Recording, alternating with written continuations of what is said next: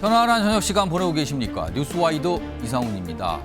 러시아가 우크라이나군에 점령당한 쿠르스크를 탈환하기 위해 북한군을 포함한 5만 명의 병력을 소집한 것으로 알려졌는데요.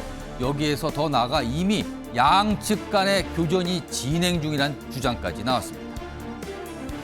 자, 그리고 홍준표 대구시장이 한 달 전에 윤석열 대통령에게 정부와 대통령실을 싹 바꾸고 또 당이 수습되지 않으면 포기하고 민주당과 협상하라고 제안했다는 내용을 오늘 밝혔습니다. 그러면서 한동훈 대표를 용병이라고 표현했습니다. 자, 이런 주제들과 함께 저는 1분 뒤에 돌아오겠습니다.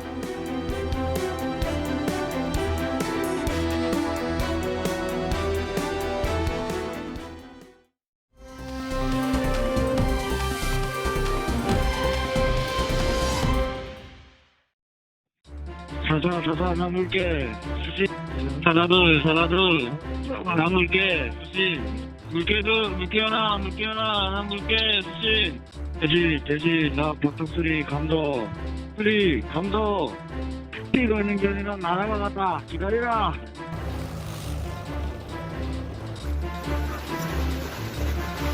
Хлопці стримують достатньо значне угруповання російських військ, 50 тисяч особового складу армії окупанта.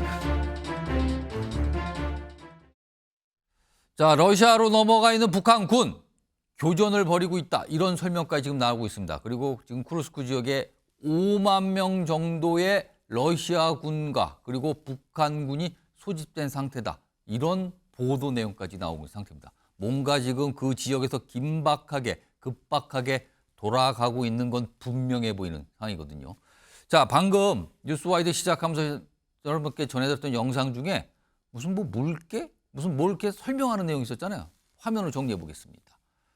자, 이게 감청이 된 겁니다. 우크라이나가. 감청한 건데 물개 둘, 물개 하나. 돼지 모두 독수리 간다. 뛰어가는 게 아니라 날아간다. 뭔가를 군에서 암호처럼 뭔가를 지금 설명하고 있는 것 같죠. 자, 우크라이나 당국은요, 이 암호가요, 즉각 복귀하라는 명령을 하고 있는 거다. 이렇게 지금 해석을 하고 있습니다. 이런 감청까지 지금 나온 상황입니다. 자, 그리고요, 지금 이거에서 조금 더 나가 보도들과 어떤 설명이 나오는데 화면을 보겠습니다. 지금 어떤 병력의 규모가 있습니다. 우선 미국 언론에서는요, 러시아 그리고 우크라이나군이 일부 장악하는 쿠르스크 여기를 다시 찾기 위해서 북한군 포함한 5만 명의 병력을 소집했다. 일단 이렇게 나왔습니다. 그런데요, 여기에서 조금 더 나아가서 젤렌스키 우크라이나 대통령은 이렇게 설명합니다. 자, 우크라이나 군이 쿠르스크에서 약 5만 명의 러시아 그리고 북한군과 교전을 지금 하고 있다. 조금 더 나간 거죠. 병력 소집 단계가 아니라 이미 교전이 진행 중이다까지 설명이 나온 겁니다. 자, 심상치 않게 긴박하게 돌아가고 있는 것 같은데요. 그럼 이 얘기를 지금부터 전문가 좀 모시고 얘기해 볼 텐데요. 북한 출신인 김금혁 전 국가보훈부 정책보좌관 지금 자리하고 계십니다. 안녕하십니까? 안녕하세요. 네. 지금 아마 이 상황 좀 관심 있게 계속 보고 계실 텐데 우선 이쯤 되면 북한군 지금 쿠르스크 지역에 본격적으로 투입이 됐다 이렇게 봐야 될까요? 네, 그렇습니다. 이게 지금 현재 어떤 전장의 상황을 알려주고 있는 그 언론 보도와 예. 우크라이나 현재 어떤 전장의 상황이 조금 시간차가 있는 것 같습니다. 가장 정확한 시간차는 결국은 우크라이나 대통령의 입에서 나온 현재 5만 명에 달하는 북한군과 러시아군이 협동작전으로 이제 우크라이나군에 대한 공격작전을 시작했다. 이 워딩이 아마 가장 어떻게 보면은 예. 지금 현재 일어나고 있는 일을 잘 반영하고 있다라는 생각이 들었고요. 이미 언론 보도를 통해서 알려진 바와 같이 쿠르스크 전선에는 현재 북한군 약 12,000명을 포함해서 또 이번에 새롭게 나온 것이 북한군뿐만이 아니라 러시아 정예병력까지도 예. 다 합해서 지금 5만 명 정도가 있다라는 건 아닙니까? 그 5만 명 정도가 이제 전투를 시작했고 아마 어림잡아서 한 3, 4일 이내로 이제 북한군의 사상자라든가 혹은 북한군의 포로가 곧 우리한테 이제 그 얼굴을 공개할 날도 그렇게 멀지 않았다라는 생각이 듭니다. 사실 따지고 보면 전장은 우크라이나와 러시아 접경 지역입니다. 지금 서로 영토를 점령한 곳, 러시아가 점령한 곳, 우크라이나가 점령한 곳, 특히 우크라이나가 점령한 러시아 영토, 쿠르스크 지역에서 뭔가 벌어지고 있는 건데요. 아무래도 우크라이나 군 당국, 정부 당국이 가장 빠르게 뭔가를 파악하고 있겠죠. 당사자기 때문이죠. 자, 이런 상황에서요. 뉴스와이드가 좀 취재를 했습니다. 이 북한군이 지금 교전 중이고 투입이 된 것 같은데 자칫 큰 사상자가 발생할 수도 있다는 얘기는 앞서 나왔거든요. 근데 구체적으로 좀 더 설명하는 내용이 있는데요. 취재 내용입니다. 들어보겠습니다. 북한 같은 경우에는 그 영토 자체가 80%가 산악으로 되어 있기 때문에 산지 훈련을 많이 합니다. 그 사람들이 뭐 러시아에 뭐 파견돼 가지고 영병 나가 가지고 자기네가 주도권을 가지고 할 것 같지 못하고요. 앞에서 전장에서 이제 총알바지 그런 쪽으로 많이 갈 것 같아요. 저는 생존 가능성이 희박하다고 생각해요. 거의 전멸된다고 봐야죠. 그리고 뭐 김정은이 자체도 죽는 걸 바라는 놈이니까요. 아니 그 사람들이 죽어야지 생명보험 들은 것을 자기네가 가져가지 않습니까? 북한 당국에서. 그 사람들한테 안 주고 자기네가 가져가니까 그 금액이 간단치 않게 많지 않습니까? 그거 엄청 많더라고요, 금액이. 자, 김금혁 전 보좌관. 예. 지금 좀 북한 보위부 출신의 이제 탈북민께서 설명을 하신 거예요. 뭔가 북한에 있을 때도 저런 상황에 대한 파악을 늘 하고 있었을 거 아닙니까? 네. 자, 그런데 지금 이게 계속 나온 게 북한군이 자칫 이게 러시아군의 이제 총알바지 역할에 그치고 말고 거의 엄청난 사상자 발생할 것이다. 이런 전망과 분석이 계속 나오고 있어요. 그런 상황에서 지금 북한군 내에서는, 그러니까 북한 내에 머물고 있는 북한군 내에서는 러시아 파병을 자청하고 나서는 사람들이 있고 늘어날 것이다. 이런 얘기가 나오는데 이걸 어떻게 된 겁니까? 사실 조금 와전된 얘기라고 저는 볼 수 있고요. 아, 그래요? 어떤 탈북민들마다 조금씩 어떤 여러 가지 본인의 어떤 소감이라든가 혹은 북한의 상황을 넘겨짚어서 전달하는 과정에 조금 잘못 전달된 정보일 수 있다라는 말씀을 먼저 드리겠고요. 예. 현재 북한 내부에서 러시아 파병에 대해서 아는 사람은 그렇게 많지 않습니다. 그렇기 때문에 이 북한 내부에서 러시아 파병을 원한다든가 이런 정보는 우리가 사실관계 확인이 좀 더 필요한 정보다라는 말씀을 시청자분들께 먼저 드리겠고요. 예. 하지만 탈북민들께서 그렇게 넘겨짚은 것에는 또 마땅한 이유가 있습니다. 어떤 왜냐하면 겁니까? 북한 내부에서는 결국은 뭐 해외를 한 번도 나가보지 못하는 경우가 부지기수고요. 또 이제 그 북한군 병력에 대한 여러 가지 보급 상황이 안 좋다 보니까 예. 이 북한 군에 입대를 한다라는 건 결국은 영양실조와 굉장히 가까워진다라는 걸 뜻하거든요. 그렇기 때문에 러시아에 차라리 나가게 되면은 배불리 먹을 수도 있다라는 그런 단순한 생각을 병사들이 할 수도 있습니다. 예. 그러나 중요한 것은 이 북한에 있으면서 즉 북한의 어떤 세뇌 교육이 미치는 곳에서 하는 생각과 북한의 세뇌 교육을 좀 벗어나서 실제 전장에서 본인이라든가 혹은 본인의 동료가 죽거나 다치는 그런 상황을 목도했을 때도 역시 같은 생각을 할 것인가에 대해서는 많이 다르죠.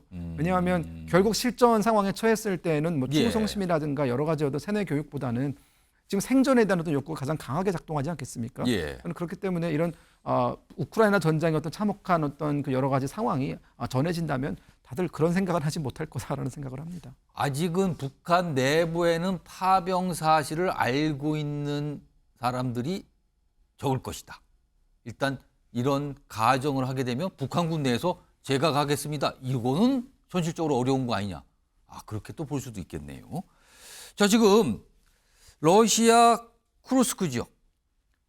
이 지역은 우크라이나 군이 러시아 땅을 점령을 한 겁니다. 그런데 특히 북한군이 여기에 밀집돼 있다고 계속 나오거든요. 자, 김경혁 좀 보죠. 예. 사실 러시아 전장이 우크라이나 전선에서 여러 가지가 있습니다. 여러 곳이 있는데 특히 이곳에 주로 북한군이 다 있다고 지금 분석이 되고 있거든요. 그 이유는 뭘까요?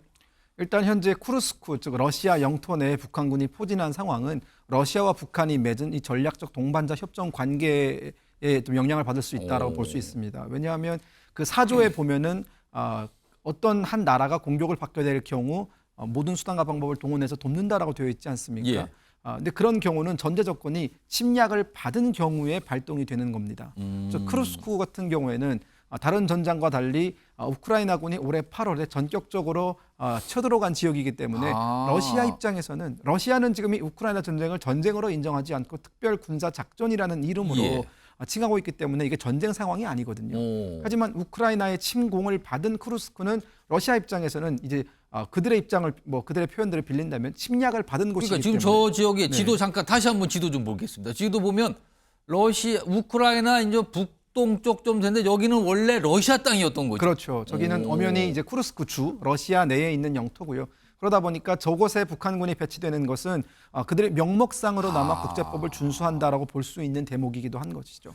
지금 사실은 우크라이나 남부 지역은 러시아가 침공을 했거든요. 그러면서 그렇습니다. 점령하는 거죠. 그러면 네. 그쪽에 북한군을 투입하면 향후에 여러 가지 문제를 일으킬 수 있다. 이걸 미리 생각한 걸까요? 그쪽에 북한군을 투입한다라는 것은 나토 국가 입장에서는 북한군이 우크라이나로 쳐들어왔기 때문에 아. 우크라이나를 침략한 국가가 두 국가가 되는 것이죠. 아, 이런 이게- 상황에 대해서는 사실 전쟁이 누구의 승리로 끝날지 아직은 모르는 상황이지만 예. 어쨌든 북한에서도 향후 어떤 전쟁이 끝난 이후의 평가라든가 여러 가지 입장 차이를 좀 고려를 해야 되겠고 그렇기 때문에 선제적으로 일단 크루스크를 회복하는 것이 러시아 입장에서는 현 전선의 상황을 놓고 봤을 때 크루스크가 가장 중요한 전략적 요충지이기 때문에 예. 일단 그 지역을 회복하는 것에 집중하기 위해서 북한군을 배치했을 가능성이 상당히 높습니다. 그러니까 많은 분들이요. 아니 러시아하고 우크라이나가 지금 전쟁 벌이는 전장이 굉장히 여러 곳인데 왜 하필 그 지역에 갔을까 이런 궁금증 갖고 계시거든요. 근데 지금 김우혁 전 보좌관 설명 보니까 이해가 됩니다. 왜 저곳에 북한군이 지금 밀집돼 있는지가요. 자, 이런 가운데 지난 6월이죠. 러시아와 북한과 러시아 조약을 체결했어요. 과거의 동맹 조약 수준을 복원한다 이런 의미가 있다는데 최근에 비준이 잇따르고 있는데요. 관련된 목소리 들어보겠습니다. Посмотрим, можем учения проводить. Почему нет-то? Которое говорит о взаимной помощи в случае агрессии со стороны другого государства. Там новизны-то никакой нет. Вот кто бы чего ни говорил, все, что было, практически все, что было прописано в договоре между Корейской Народно-Демократической Республикой и Советским Союзом, 조선민주주의인민공화국과 러시아 연방 사이의 포괄적인 전략적 동반자 관계에 관한 조약이 조선민주주의인민공화국 국무위원장 정령으로 비준됐습니다. 조약은 비준서가 교환된 날부터 효력을 가집니다. 자, 지난 6월에 체결된 북내 조약 이번에 이제 비준했다는 사실을 지금 북한이 저렇게 방송을 통해서 대대적으로 알리고 있잖아요. 그럼 네. 북한 주민들 보고 알고 있어란 얘기잖아요. 그렇습니다. 자, 이곳은 향후에 북한군 파병에 대한 어차피 이게 또 소문이 나면 알려줄 수밖에 없는데 이거에 대한 명분 쌓길까요? 이렇게 알리는 이유는 뭐라고 봐야 됩니까? 현재 푸틴 대통령이 북한을 방문한 게 6월입니다. 그리고 이제 11월 11일이 돼서야 예. 김정은이 거기에 사인을 하면서 이제 정식 효력이 발생이 되는 것인데요. 예. 이 11월 11일이 굉장히 중요합니다. 왜냐하면 이 날짜를 기점으로 인해서 저희가 방금 전에 전해드린 소식, 즉 5만 명의 북러 연합군이 지금 우크라이나와 교전을 치르고 교전 있다. 중이다. 약 10분에서 15분 단위로 지금 전투가 벌어지고 있다는 것인데 결국 이것이 11일 이후에 벌어진 일이거든요. 그리고 방금 전에 공개된 그 무선 감청 내용도 사실 10일에 공개가 된 내용입니다. 예. 즉 그 10일에 공개된 내용에서 북한군의 결집을 유도하는 듯한 즉 돌아오라는 그런 무선 내용이 있었다고 우크라이나가 밝혔죠. 예. 결국 이 11일을 기점으로 이제 북한과 러시아는 우크라이나와 본격적인 전투 준비를 하고 있다고 보면 되겠고요. 그리고 이 11일을 기점으로 해서 이제 북한 주민들에게도 어쨌든 예. 언제까지 이 파병 사실을 숨길 수는 없는 것이고요. 예. 그러다 보니까 여러 가지 어떤 절차를 갖추는 것이 일단 먼저 중요합니다. 예. 현재 북한이 주민들에게 이 파병 사실을 알리지 못하는 가장 근본적인 이유 중에 하나는 그 파병 자체에 대한 정당성이 약하고 그리고 주민들에게 설득시킬 만한 명분이 없기 때문에 주저하고 예. 있는 것이거든요. 예. 그렇기 때문에 이런 조약 같은 어떤 비준 과정을 거쳐서 명분을 쌓은 다음에 어느 정도 이런 관계에 의해서 뭐 어쩔 수 없이 혹은 이제 이런 관계 때문에 파병할 수밖에 없었다라는 어떤 그 공식을 만들기 위해서 지금 그런 사전 준비 단계가 있었다라고 이해를 하시면 될 것 같습니다. 그러니까 지금 북한군이 러시아로 넘어간 지 이미 한참 됐어요. 그렇죠. 그렇지만 공식적으로 북한, 러시아나 그걸 인정하거나 뭐 설명하지 않고 있습니다. 그냥 모른 척 하고 있어요. 전 세계가 지금 다 알고 보고 있는 상황에서. 자, 그렇다면은 북한 내부에서, 북한 지도부에서도 그 최고위층에서도 북한 내부에 뭔가 여론을 좀 의식하는 것 같은데 결국은 이 파병 사실 알려지는 거는 시간 문제라고 봐야겠죠. 북한 내부에서도요. 사실 뭐 좀 파편적으로 들려오는 여러 가지 북한 내부 소식을 좀 종합을 해서 말씀을 드리면 예. 알 사람은 이미 암암리에 좀 안다라는 겁니다. 이 특히나 한국에 가족을 두고 있는 이 국경지대 살고 있는 탈북민들은 여러 차례 이 전화 통화를 하거든요. 그렇겠죠. 이 전화 통화를 통해서 어떤 탈북민이 저한테 전달해드린 이야기는 오히려 북한 쪽에서 이 러시아 파병 사실이 정말이냐라고 되물어볼 정도로 이미 조금 주민들 사이에는 퍼져나가고 있다는 것이고요. 이 북한 당국이 본인들의 통제 밖에서 즉 통제 범위 밖에서 이 정보가 유통되는 걸 막기 위해서 지금 여러 가지 정보 차단을 위한 노력을 하고 있거든요. 예. 대학생들도 통제하고 또 파병 나간 군인들의 가족들을 또 하나로 모아가지고 그들이 다른 어떤 외부 세계와 좀 소통을 못하도록 막고 있는 여러 가지 조치를 취하고 있는데 그런 것들이 사실상 이제는 역부족이다라는 것이고 이 북한도 그 역부족을 알고 있기 때문에 예. 어떻게든 빠른 시간 안에 본인들의 논리를 만들어서 주민들에게 설명을 할 것으로 보입니다. 자, 이 우크라이나 전쟁의 변수가 하나 생겼죠. 바로 트럼프 당선입니다. 내년 해가 넘어가게 되면 트럼프 2기 행정부가 들어서게 되는데 트럼프 당선인은 그동안 우크라이나 전쟁 내가 24시간이면 하루면 다 끝낼 수 있다라고까지 호언장담을 했습니다. 자, 그런데 지금은 이제 대통령이 되는 거예요. 그렇기 때문에 그 호언장담을 단순히 그냥 얘기로만 흘려둘 수가 없는 상황이 됐어요.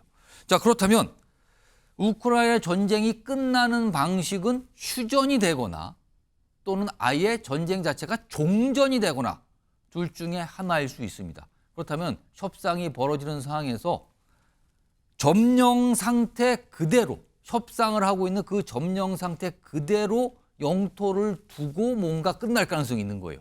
자, 그렇게 되면요. 김근엽 전 보좌관. 네. 그럼 그 점령 상태 그대로 뭔가 전쟁이 끝난다. 그러면 그 전까지 정말 더 영토를 장악하기 위한 극한의 전투.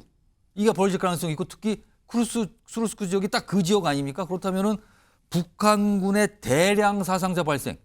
이거는 이미 기정사실화 됐다고 봐야 되는 걸까요? 네, 그렇습니다. 현재 우크라이나 전장에서 벌어지고 있는 여러 가지 상황들은 우리 국민들에게는 그렇게 생소한 상황은 아닐 겁니다. 왜냐하면 우리가 6.25 전쟁 때 예. 정전협정을 조금씩 시간이 딜레이가 되면서 한 치의 땅이라도 차지하기 위해서 정말 그 수많은 고지전이 있지 않았습니까? 그렇습니다. 그럼 고지전에서 단 하나의 고지, 단 1m의 땅이라도 차지하기 위해서 정말 많은 우리 병사들, 우리 군인들이 그때 예. 정말 다치거나 그런 어떤 여러 전사하거나 그런 일이 있었는데요. 그런 상황이 지금 똑같이 우크라이나에서 반복될 거라는 얘기입니다. 트럼프 대통령이, 트럼프 당선인이 주장하는 그 전쟁을 중단시키는 방법은 그것이 휴전이든 간에 종전이든 간에 예. 어쨌든 지금 현재 러시아와 우크라이나가 위치한 그곳에서 선을 긋고 더 이상 나가거나 들어오지 말고 여기서 전쟁을 끝내자거든요. 그러면 그것이 발효되는 시점이 뭐 물론 24시간 안에 전쟁을 끝내겠다라고 얘기는 했지만 우리 모두가 다 물리적으로 그건 힘들다라는 걸 알지 않습니까? 결국 협상이 오고 갈 것이고요.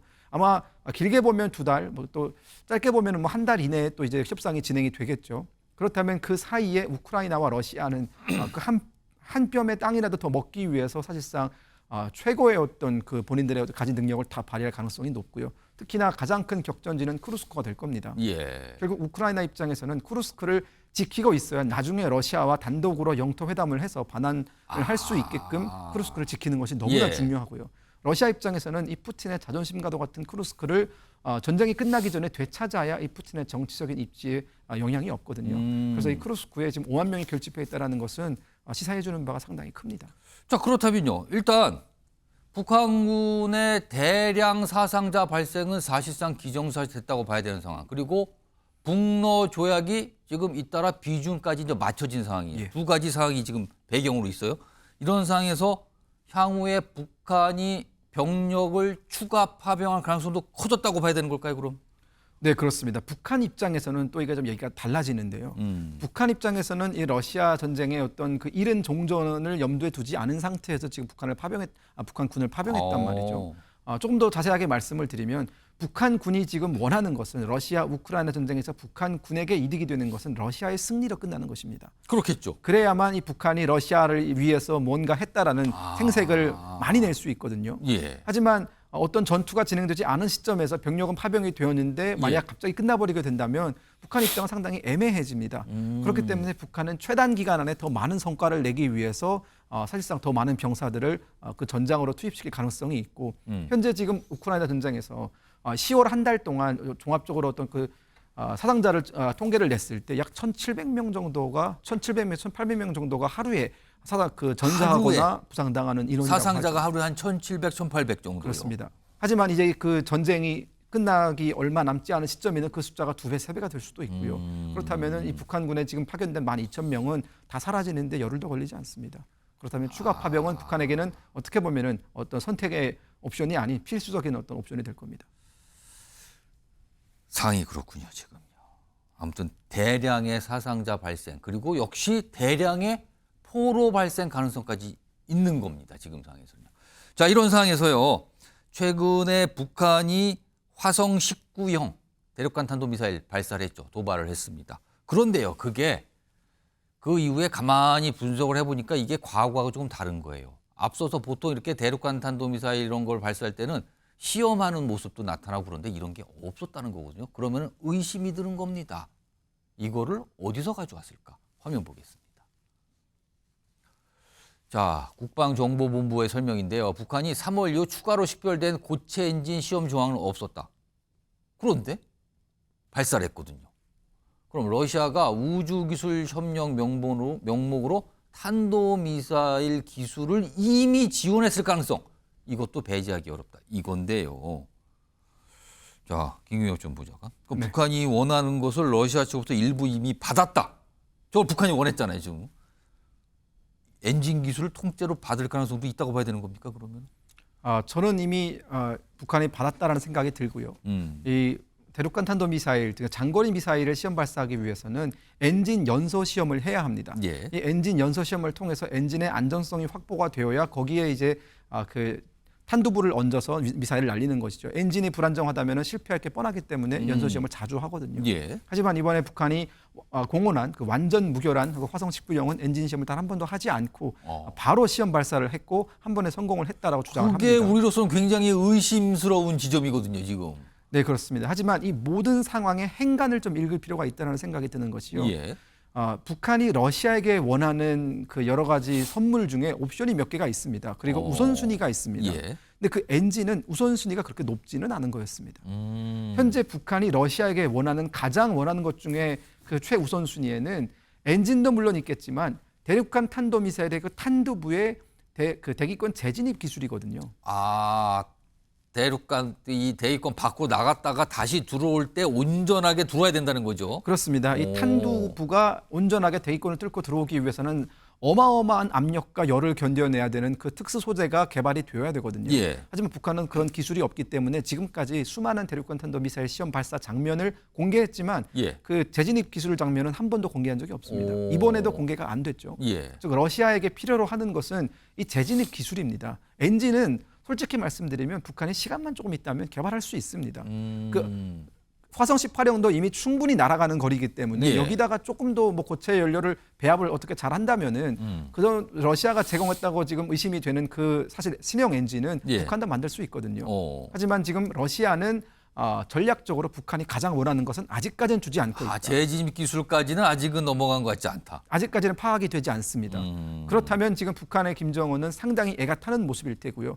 결국 전쟁이 끝나기 전에 최대한 많은 것들을 받아내기 위해서는 더 많은 북한 병사들을 전장에 밀어넣어서 러시아에게 어떤 그 혈맹 관계를 강요하는 것밖에는 없다라는 판단을 할 가능성이 있습니다.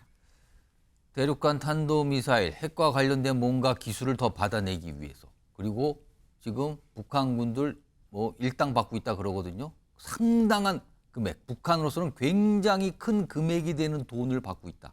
이 두 가지 때문에 지금 북한군을 사지로 몰고 있는 건 아니냐. 이런 얘기가 나오는 거예요.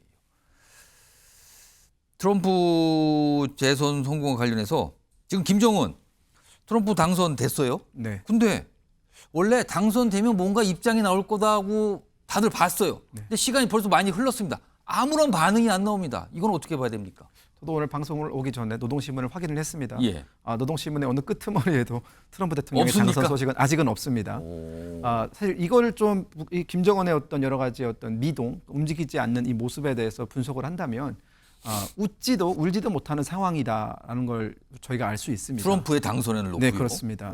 어쨌든 뭐 트럼프 대통령이 자주 사용하는 옛 친구, 또 브로맨스 예. 그런 것은 김정은 입장에서는 기대할 만한 것들인데 예. 이미 과거 사례가 있습니다. 이 트럼프 대통령과 친하게 지냈고 이 트럼프 대통령의 화려한 이 언변에 넘어가서 사실상 뭐 싱가포르 회담이라든가 판문점 회담이라든가 혹은 하노이에서 여러 가지 회담을 진행했지만 우리가 이 결과를 놓고 봤을 때 지금 예. 시간이 흐른 시점에서 결과를 놓고 봤을 때 북한이 미국으로부터 얻어간 것은 단 아무것도 없었습니다.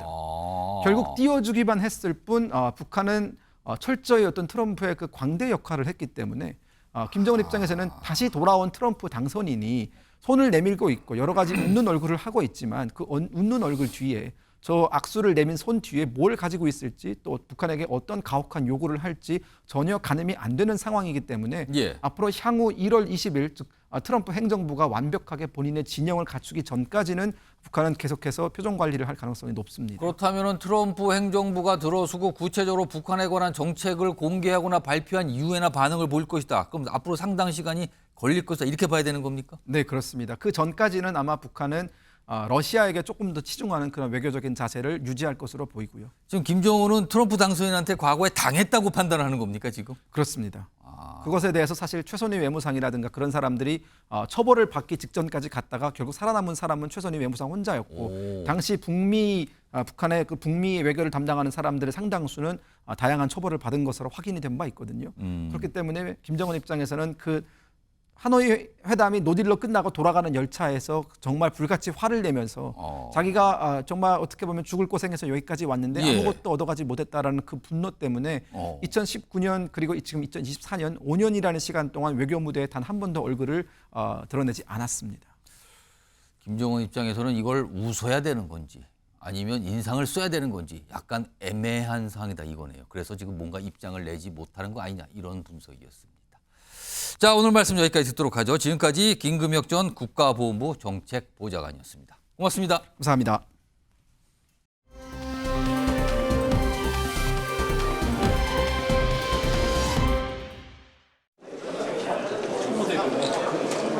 박정희 대통령께서 없었다면 지금의 우리 대한민국이 지금보다 훨씬 못했을 것이라고 확신합니다. 산업화 햇살로 밥을 지어 먹게 해주신 박정희 대통령님을 기억하고 존경합니다. 끝까지 집행하면서 맞선 적은 없었습니다. 한미 관계가 복원되고 그것이 한미일 공조로 이어졌습니다. 저는 대단한 성과였다고 생각합니다. 우리 윤석열 정부는 그것 하나만 두고도 역사 속에서 평가받을 것이라고 저는 생각합니다.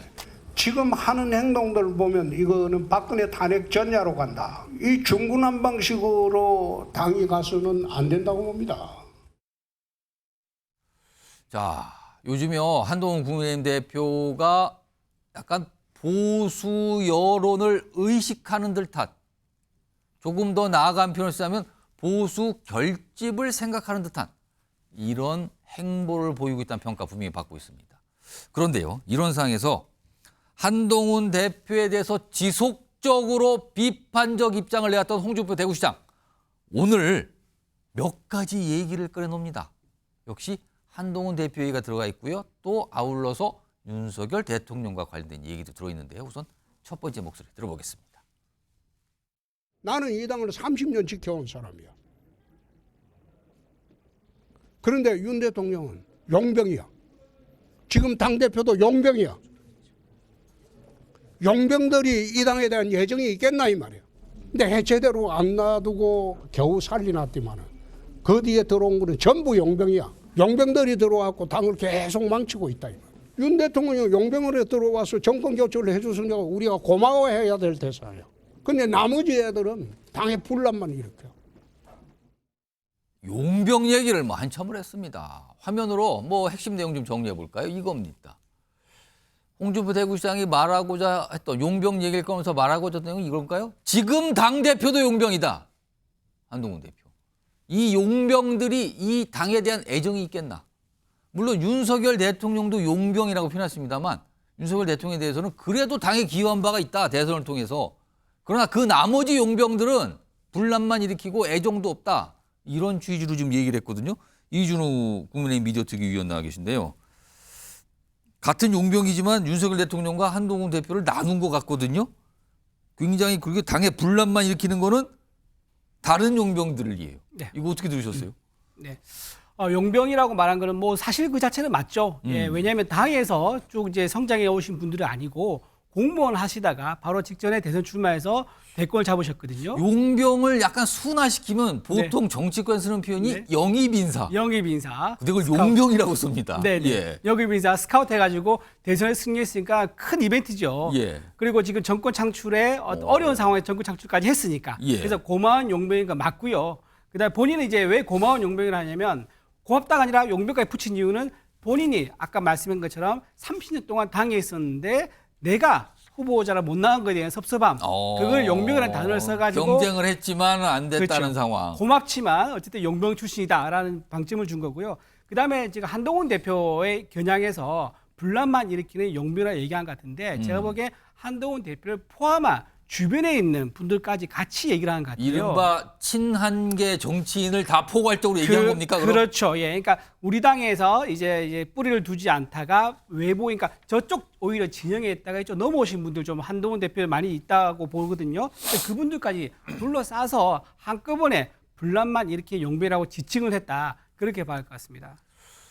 같이 용병이라고 표현했지만 윤석열 대통령에 대해서는 정권 교체를 했으니까 고마워해야 할 대상이다. 그러나 그 나머지는 한동훈 대표를 비롯한 이른바 친한계 인사를 분명히 겨냥한 것 같거든요. 분란만 일으킨다. 망치고 있다. 이렇게 약간 차별화 또는 다르게 지금 설명을 하고 있어요. 홍준표 대구시장이 용병 얘기 말고 또 한 것도 있습니다. 근데 여기에는요.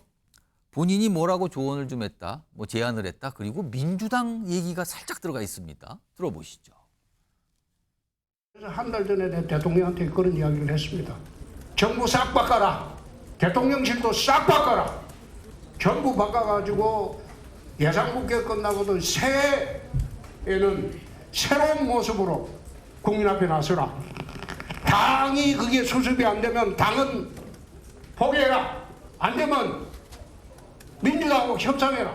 그렇게 해서라도 나라를 정상화시켜라. 우리 당이 협조 안 하면 민주당하고라도 협상을 하는 게 옳지 않겠나? 그 이야기입니다. 그건 대통령한테 물어봐야지 저한테 왜 물어봅니까? 여당의 역할이 뭐예요? 아무 역할이 없잖아요. 걸핏하면 내부 분란만 일으키는 여당. 윤 대통령은 5년하고 나가본 것뿐이야.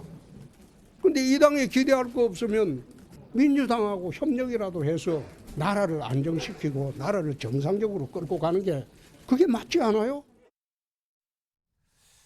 윤석열 대통령에 대해서 약간 뭐 지적을 하는 건지 아닌 건지 약간 애매한 상황인데 분명한 거는 민주당 얘기를 꺼냈어요. 화면으로 다시 한번 정리해보죠. 그 대목입니다. 한 달 전에 윤석열 대통령에게 얘기했다. 싹 바꿔라.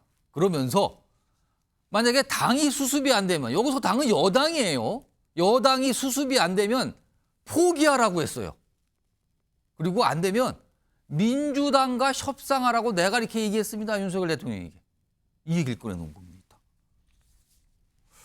정치훈 민주당 정책위 부의장, 민주당 소속으로서 지금 민주당과 그러니까 여당인 국민의힘이 수습이 안 되면 포기해버리고 네. 윤석열 대통령에게 제안을 한 거예요. 조언 같은 제안을 한 건데 네. 포기해버리고 차라리 민주당과 협상을 직접 해라.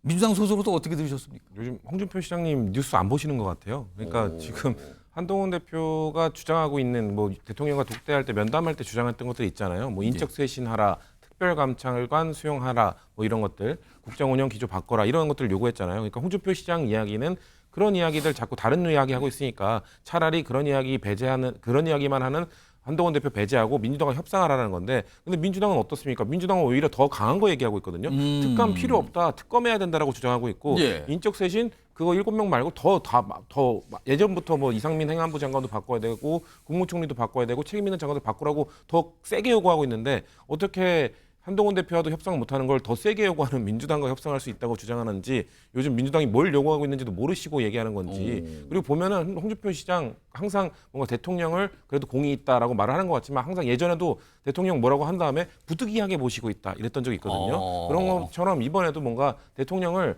뭐 당에 대한 애정이 있겠냐라고 하는 그 비판한 다음에 그래도 대통령 선거 이겨줬으니 고마워해야 된다 이런 식으로 예. 욕할 거 욕한 다음에 갑자기 수습하는 그런 식으로 대통령을 뭔가 또 비난하는 모습을 보여주고 있는데 글쎄요 홍준표 시장의 이런 말에 공감하기는 어려울 거라고 보고 한 마디 더 드리면 용병도 예. 용병은 돈 받고 띄워주는 사람들 아닌가요? 근데 용병이라 하면 지금 한동훈 대표 직책당비 당대표 직책당비 저희 당도 많지만 꽤 많을 텐데 당내고 당원으로서 활동하는 사람에 대해서 아마도 그 홍준표 시장이 얘기하고 싶은 거는 나처럼 올해 30년 된 사람 말고 경력이 짧다라는 걸 내가 지적하고 당을 지켜왔다 그쵸. 이걸 강조하고 싶은 그걸 건가요? 강조하고 싶은 것 같은데 그건 전 내세울 게 오래된 경력밖에 없는 분이 하는 얘기라고 봅니다. 어. 왜냐하면 본인도 영입돼서 들어오셨거든요. 30년 전에. 아. 그때 영입 인재로 검사 출신으로서 영입돼서 들어왔는데 그때는 본인 용병 아니었습니까? 그렇게 치면은 똑같이 용병 출신인데 어떻게 등에 들어온 지 얼마 안 된 사람에게 용병 취급하면서 막 당에 분란만 일으킨다라고 말하는 거는 글쎄요. 저희가 봐도 공감이 안 되는 걸 과연 보수 지지층이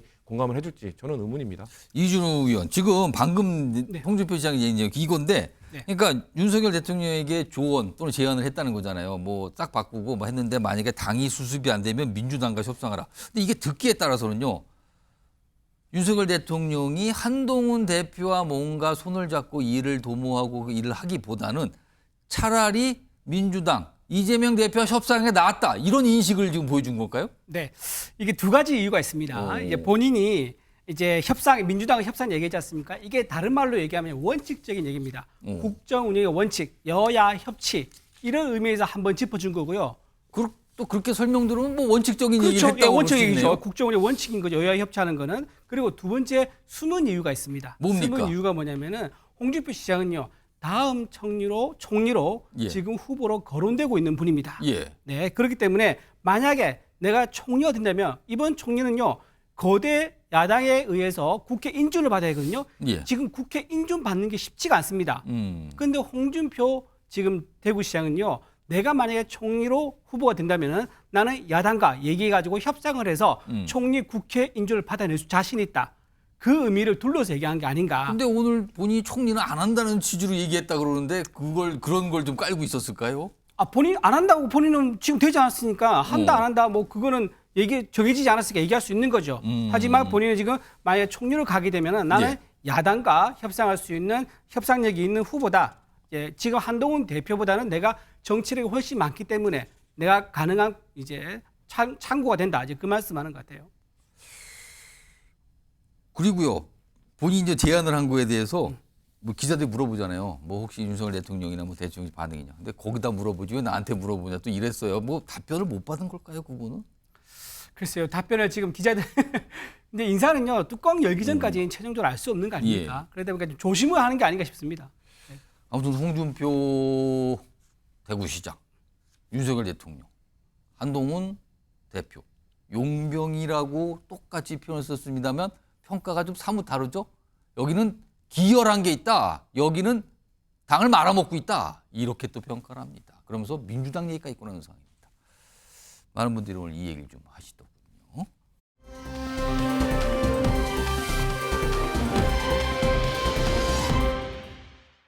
그러니까 당원 게시판은 당원이라고 해야지만 들어갈 수가 있어요. 원칙적으로 글을 쓸 수가 있습니다만 저기 옆에 보면 작성자가 이렇게 성만 나와요. 그러니까 익명이 되는 거죠. 이름이 전체가 안 나오고 그냥 작성자가 뭐 성 누구 뭐 한 김 이렇게 나오는데 그런데요. 이게 알려졌는데 이름을 넣고 검색을 하면은 그 검색된 이름이 쓴 글들이 저렇게 목록이 나온다 그래요. 물론 이제 작성자는 그 풀네임으로 나오진 않지만 저렇게 나오지만 검색이 된다 그러죠. 근데 지금 보세요. 작성자가 한 누구로 돼 있어요. 근데 내용들이 뭐 보수 권력 지지층, 뭐 한동훈으로 이동, 뭐 40분 통화, 그다음에 TK 부정평가 크다. 약간 윤석열 대통령에 대해서 약간 비판적인 제목으로 보이는 글들이거든요. 여기 보시면 이게 보수 유튜버를 통해서 게시판상에 알려졌는데 작성자 한동훈으로 검색을 하면은 저런 글들이 쭉 나온다는 거예요. 그리고 작성자가 한 또는 한동훈 대표의 가족의 성이 이렇게 뜨는 듯한 이런 게 나온다는 거죠. 하나 더 보겠습니다. 여기 보면 이런 글도 있어요. 이런. 그러다 이게 작성자 익명 처리인데 전산오류로 검색은 된다 그러는 거죠. 익명이 나오지만 이름을 넣으면 그 사람이 쓴 것 같은 게 검색이 된다는 거예요. 그래서 이게 논란 1차 작성자 검색 기능 제안했다는 겁니다. 이준우 위원. 이게 뭔 일입니까 이게? 일단 저기 잠깐 이제 팩트를 말씀드리면요. 예. 저기 작성자 이름 검색한 그 기능 있지 않습니까? 예. 그 기능은 원래부터 가능했었습니다. 가능했었어요? 예, 원래부터 원래 있었어요? 원래 있었고요. 그러면 예를 들어서 네. 이준우 위원으로 이준우 이렇게 치면은 네. 이준우 위원이 쓴 글은 쓴 글이 쫙 나오지만 네. 표시는 이해하고 땡땡 이렇게 된다는 나왔었죠. 거죠. 아. 그래서 저기 오류가 아니고요. 한동훈하고 검색을 하면 검색하니까 결과가 나왔지 않습니까? 그러니까 이제 문제가 되니까 저게 오류라고 해야지만 저 기능을 삭제할 수가 있지 않습니까? 아, 그래서 오류라고 해명한 것 같아요. 지금은 검색이 이제 안 되는 거죠. 지금은 이제 그 작성자로 검색하는 기능이 없어졌습니다. 아. 예. 그래 됐고요. 저게 어떤 이제 문제가 있었냐면은 이제 작년 말부터 이제 제기됐던 의혹인데 한동훈 대표 관련된 한동훈 비대위원장 관련된 비판글이 올라오면은 그러니까 순식간에 삭제가 됐다 그러더라고요. 그러고 윤석열 대통령이나 김여석 관련된 글은 삭제가 안 되고 그대로 방치가 됩니다. 예. 그러니까 그게 지금 쭉 쌓이면서 당원들이 당에다가 이제 항의를 할 거 아닙니까? 그러면은 당의 그 게시물 관리하는 쪽에서는요. 똑같이 제재를 하고 있다. 우리는 구분하지 않는다라고 답은 하지만 자기들이 주말 새벽에 한동훈 비판글을 올리잖아요. 그러면 주말 새벽에도 그게 삭제가 돼요. 그러니까 이거는 이게 당에서 정상적으로 관리된 게 아니라 왜냐하면 당 관리자가 이걸 출퇴근을 할 건데 말입니다. 주말 새벽이란 것은 그걸 누군가 계속 24시간 본다는 얘기 아닙니까? 그러니까 이거는 외부에서 누군가가 조직적으로 당에 있는 어떤 아이디와 비번을 가지고 들어가서 서로 24시간 순번을 바꿔가면서 뭐가 하는 거 아니냐? 삭제한다. 그러니까 조직에 왜 맡겨서 삭제한 게 그래서 아니냐. 오늘 나오는 거 이게 뭐 드루킹 의혹과 같은 거 아니냐? 이게 그래서 나오는 겁니까? 그렇죠. 그래서 우연찮게 저 글에 보면 한 땡땡만 나오는데요. 저 그 한 땡땡이 총 8명 있다 그러더라고요. 동명이인이요? 동명이인이 8명인 거고요. 근데 공교롭게도 한 땡땡 중에서 이제 게시물 글 있지 않습니까? 예. 글은 거의 한 명이 90% 다 썼다 그러더라고요. 그러면 그 90% 글 쓴 사람이 누구냐? 거기에 대한 의혹이 있는 거죠. 그러니까 지금 한 땡땡으로 된 거 있고 한동훈 대표의 가족 이름인 성이 들어간 뭐 그런 그 작성자로 된 것도 있고 뭐 그렇다는 건데 지금 당에서 이거 갖고 말들이 많아요. 지금 2명의 목소리가 준비되어 있는데 약간 설명들이 다릅니다. 주장하는 바들이 좀 있는 것 같기도 하고요. 들어보시죠. 시위하시는 분들이 내세우고 있는 것 중에 하나가 이 게시판의 글을 한동훈 대표와 동명이인들 그리고 한동훈 대표의 가족들이 대거 쓴 거 아니냐. 물론 동명이인입니다. 예. 가족과 같은 이름이란 뜻이지 가족이 있었다는 얘기는 아니에요. 네. 주민번호에 몇 자리만 보여줘도 이것이 우리 한동훈 대표는 아니다라고 하는 걸 보여주는 방법이기 때문에 저는 그런 식으로 해서 좀 이걸 빨리 진화를 할 필요가 있다.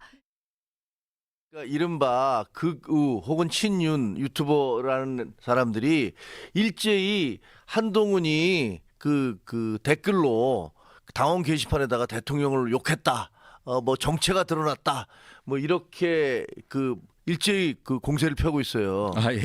한마디로 새빨간 거짓말입니다. 왜냐하면 이 한동훈 대표가 그 당원 게시판에 자기 이름으로 대통령을 비난하고 욕설하는 게시를 올린다는 걸 상상을 할 수가 있습니까?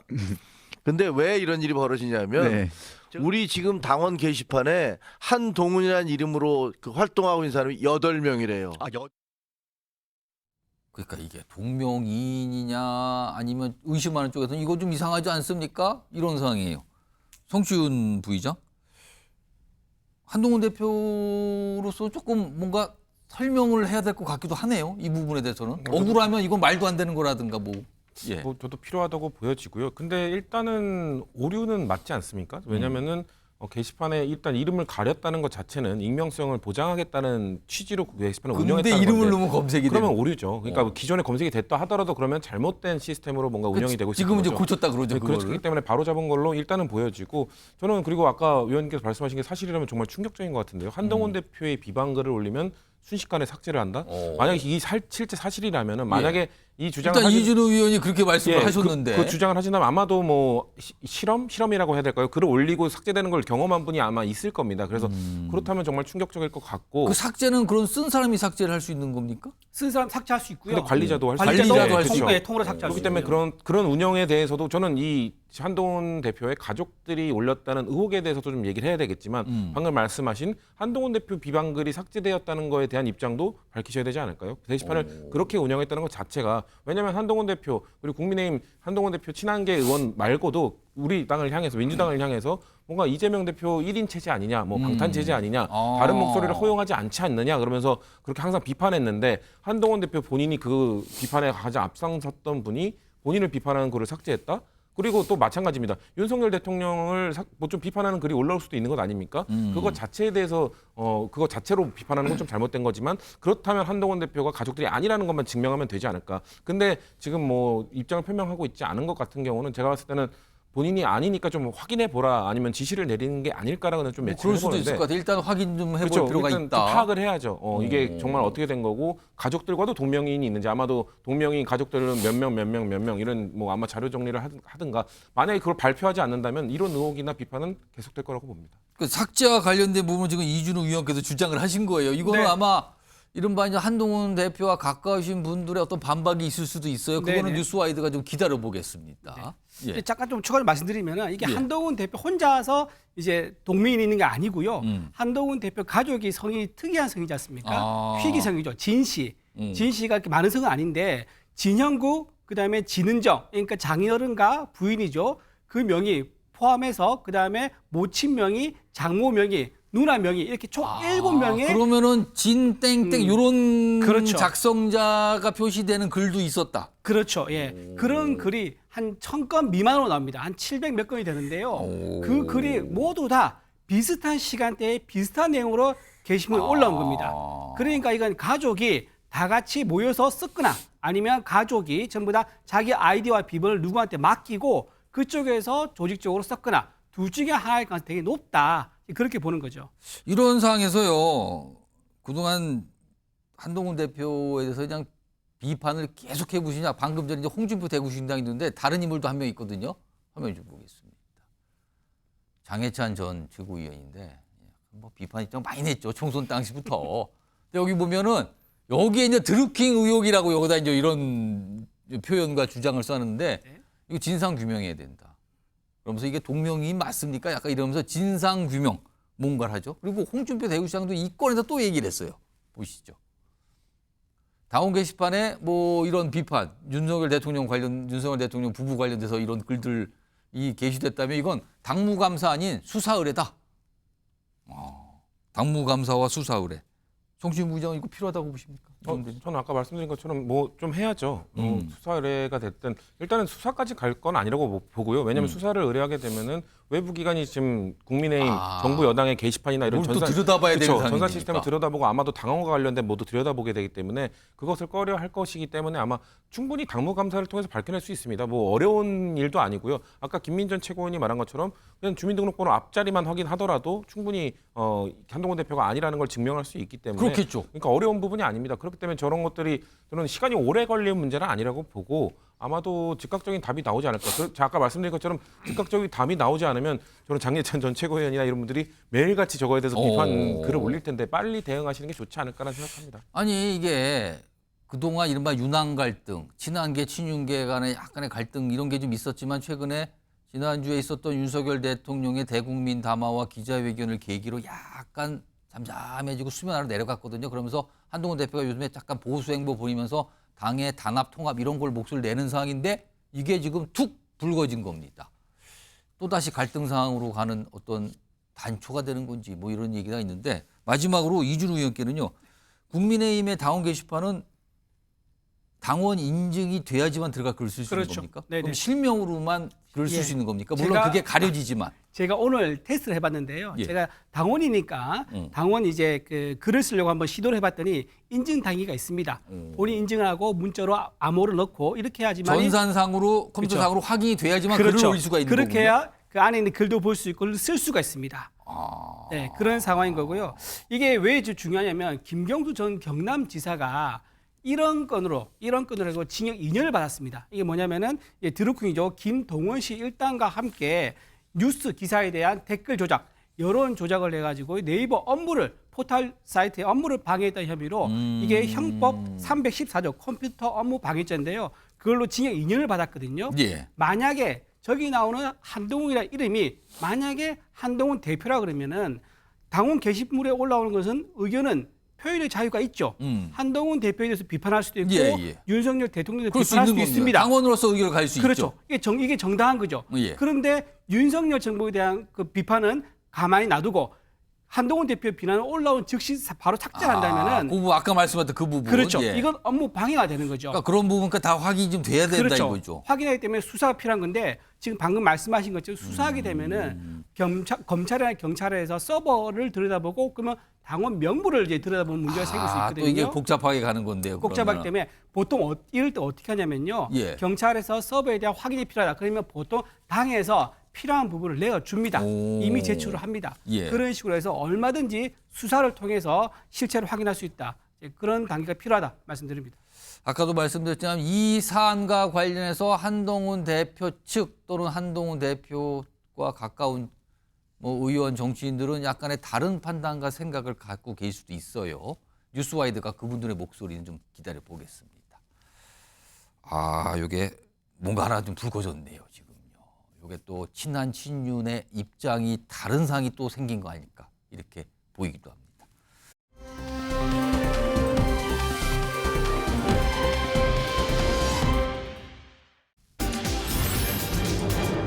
분열 노림수일까? 지금 뭐 박찬대 민주당 원내대표 아닙니까? 아마도 김건희 여사 특검법 수정안을 낸다 그랬거든요. 지금 원래 냈던 거 말고 이거 수정안을 본회의에 표결에 붙이겠다 이런 거잖아요. 지금 이걸 놓고요. 그게 어제부터 공개가 되고 오늘도 여러 가지 여야의 입장들이 나왔는데 들어보겠습니다. 민주당은 민심을 따르기 위해 그동안 여당 의원들이 밝혀온 요구들을 대폭 수용한 김건희 특검 수정안을 준비해 14일 본회의에서 통과시킬 것입니다. 한동훈 대표와 국민의힘이 민심을 따를 생각이 있다면 반대를 위한 반대 말고 진지하게 특검에 협조하길 바랍니다. 민주당에서 여당의 이탈표를 겨냥한 김건희 여사 특검 악법 수정안을 14일 본회의에 제출한다고 합니다. 본회의를 고작 이틀 앞둔 시점에 자기들이 상임위에서 날치기 강행 처리한 법률안을 다시 뜯어고쳐 통과시킨다는 발상 자체가 놀랍습니다. 전례를 찾아볼 수 없는 최악의 졸속 입법이자 입법 농단입니다. 그럼 원래 특검법이 이거 뭐 최근에 상임위 막 처리됐잖아요. 그게 있고 본회의 때 이제 수정안을 같이 올릴 수가 있는데 이걸 올리겠다고 민주당이 예고했거든요. 근데 좀 내용을 좀 얘기해 보겠습니다. 원래 지금 쭉 절차를 따라서 이제 본회의에 올라가게 돼 있는 이 기존 특검법은요. 총 14개의 의혹을 다룬다고 돼 있어요. 그리고 특검을 추천할 때 민주당과 비교섭단체인 야당들, 그러니까 야당에서 추천하는 거예요. 여당은 없어요. 추천 권한이. 법은 그렇습니다. 근데 이번에 바꾼 거는요. 일단 14개 대상에서 2개로 압축합니다. 그러니까 이 주가 조작 의혹과 명태균 씨 관련된 의혹으로 압축을 했어요. 아마 최근 이슈로 약간 추린 것 같기도 하고요. 그리고요. 특검 추천을 제3자 추천 방식으로 했습니다. 뭐 대법원장 뭐 이렇게 해서 제3자가 추천할 수 있게 했는데 다만 그 추천을 복수로 하지만 야당에서 마음에 안 들면 비토할 수 있게 했어요. 이거 안 돼요. 다시 추천하세요. 비토권을 야당이 갖게 했습니다. 요 차이가 좀 있어요. 이준우요? 네. 일각에서는 이게 여당의 이탈표, 여당의 분열을 노리고 지금 이거를 수정안을 내겠다고 한 거다라고 얘기가 나오는데 어떻게 보십니까? 일단 먼저 이제 수정안 내용을 좀 말씀드리면은 예. 14개에서 2개로 줄였지 않습니까? 대상을 줄였어요. 줄였죠. 그럼 이게 무슨 말이냐? 예. 12개가 애당초 문제가 되지 않는다. 그거를 민주당에서 자백한 건 다름없다. 일단 그렇게 해석하신다는 네, 거고요. 억지로 특검에 넣어서 하다 보니까 문어발식으로 예. 모든 의혹을 다 때려 모아서 14개 만들었던 거고요. 이게 2개가 빠졌다, 2개밖에 안 남았다는 것은 나머지가 이제 억지했다는 것을 자백한 건 다름없다. 그 말씀 드리고요. 지금 보면 여기서 지금 그 비토권이 지금 살아났지 않습니까? 원래 예. 비토권이 없었거든요. 비토권이 살아났다는 무슨 말이냐면 본인들이 민주당에서 마음에 드는 특검이 나올 때까지 우리는 통과시키지 않겠다. 특검을 추천하지 않겠다 이 말이거든요. 이거 안 됩니다. 다시 추천하세요. 그렇죠. 그거 할 수 있다 이거죠. 무한 반복을 할 수 있습니다. 민주당이 마음에 드는 특검이 나올 때까지. 이 말은 무슨 말이냐면은 결국은 우리가 의혹도 제기하고 그리고 우리가 수사까지 하겠다. 그러니까 의혹 제기도 하고 수사도 하고. 그러니까 답을 정해놓고 하겠다. 이런 입법을 하겠다. 지금 그 말이기 때문에 딱히 이렇게 우리 당에 분열을 가져올 거라 생각하지는 않습니다. 그런 건 아니다. 딱 네네. 보니까 보인다. 그게 그 말씀이네요. 그렇죠. 성추인 부의장 지금 이제 제3자 추천이면 비토권 조항을 놓거든요. 그래서 이걸 가지고 일각에서는 아니 이거 무늬만 제3자지 뭐 야당이 마음에 드는 사람까지 나올 때까지 뽑겠다는 거 아니냐 이렇게 얘기가 나오는데 이거 어떻게 보십니까? 계속 그렇게 비토권을 행사하면은 역풍이 불겠죠. 그리고 그 국민들이 보시기에도 제3자, 대법원장이 만약에 4명에 대해서 너무 편향된 사람들만 4명을 추천했다면 민주당이 비토권을 행사하더라도 국민들도 이거는 행사해야겠네라고 느끼시겠지만 충분히 중도적인 인물이나 충분히 수사를 할 만한 인물이 추천되었음에도 비토권을 행사한다? 그럼 역풍이 불 겁니다. 그때는 그야말로 민주당이 진정성이 없다라는 비난을 받을 겁니다. 하지만 그럼에도 불구하고 최소한의 방비책을 강구해 놓은 거라는 말씀을 드리고 싶고 그럼 이제 와서 또 다시 묻고 싶은 것은 그럼 비토권 없애면 되는 거냐. 왜냐하면 이 특검법에 김건희 여사 특검법에 관해서 계속해서 국민의힘 그리고 관련 패널들이 계속 이야기해왔던 것이 민주당은 진정성이 없다. 진정성이 있으면 줄이고 정말 받을 만한 특검법을 가져왔을 것이다. 지금은 너무 위헌적 요소가 많은 특검법, 악법이다라고 주장을 해왔단 말이에요. 예. 그런 것들 지금 다 하나하나 바꿔가면서 지금 제안을 했더니 갑자기 또 비토권 마지막 하나 남았거든요. 그럼 비토권 없애면 받을 겁니까? 왜냐면은 김건희 여사 특검법 자체를 반대한다는 목소리는 잘 못 냅니다. 왜냐면 국민의 아주 많은 사람들이 다수가 김건희 여사 특검법에 대해서 찬성 의견들을 내고 있기 때문에 김건희 여사 특검법 할 필요 없습니다라는 워딩은 못하고 민주당이 악법을 만들었기 때문이다라면서 자꾸 다른 이야기를 하셨는데 그럼 민주당이 지금 악법 아니고 고쳐왔는데 하나 더 고쳐면 됩니까? 하나 더 고쳐면 그러면 이 정도까지 고쳐왔으면 국민의힘이 그거 수정해서 수정안 낼 수도 있는 것 아닙니까? 김건희 여사 특검법에 대한 진정성이 있다면 그런 모습을 보여주면 되는 건데 자꾸 핑계만 대고 자꾸 민주당한테 다시 가져와 마치 상사가 보고서 다시 써오라고 하는 듯이 민주당은 우리가 부하 직원이 아니라 같이 협상해야 되는 정치적 대상입니다. 어떻게 정치적 대상한테 이거 하나 안 고쳤네라고 이렇게 마치 채점하듯이 하는 것은 집권 여당의 올바른 태도가 아니라고 생각합니다. 지금 이 민주당이 내놓은 이 수정안, 특검법 수정안과 관련해서 국민의힘 내부에 이제 친한계 정치인들도 이제 비판적인 입장을 좀 내고 있어요. 그 목소리 좀 들어볼까요? 민주당이 어저께 갑작스럽게 이제 이거를 14개 혐의를 2개로 줄이고 제3자 특검 어쩌고 저쩌고 했잖아요. 예. 지난주 토요일 집회가 폭망한 거의 결과라고 봅니다. 장외 집회도 1차 집회, 2차 집회 뭔가 좀 더 늘어야 되잖아요. 오히려 줄고 있잖아요. 장외에서 수가 안 보이는 겁니다. 이제 원내에서 뭔가 돌파구를 만들어 보자 하는 그 꼼수가 어제 나온 그 특검법 수정안이라고 보고 있습니다. 이라고 생각해요. 한계를 꼬시는 것 같아요. 저희가 이 탄핵의 문을 열어줄 수는 없어요. 지금 명태균 씨 수사가 진행이 됐고 구속 가능성도 높아진 상황인데 여기서 굳이 특검을 할 이유가 없다.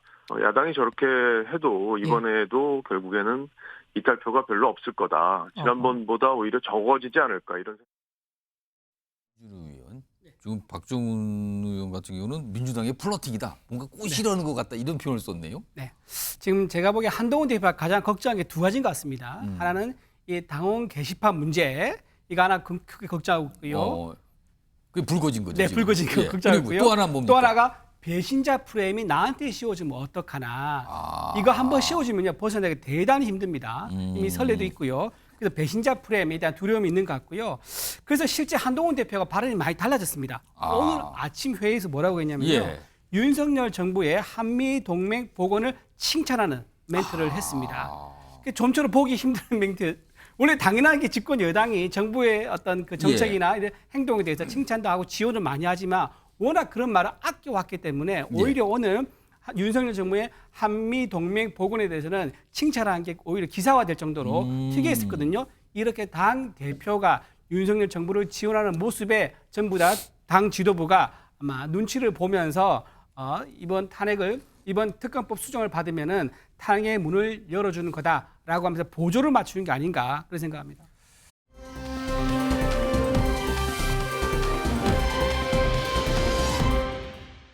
적으로 1심 선고 80만 원을 낼 것 같아요. 법원에서도 엄청난 부담감을 느낄 겁니다. 이게 또 대선 선거 자금이죠. 민당한테. 그게 400억이 넘죠. 이런 문제로 기결되기 때문에 현실적인 고려를 통해서 쉽게 100만 이상 나오지 않을 것으로 저는 보고 있습니다.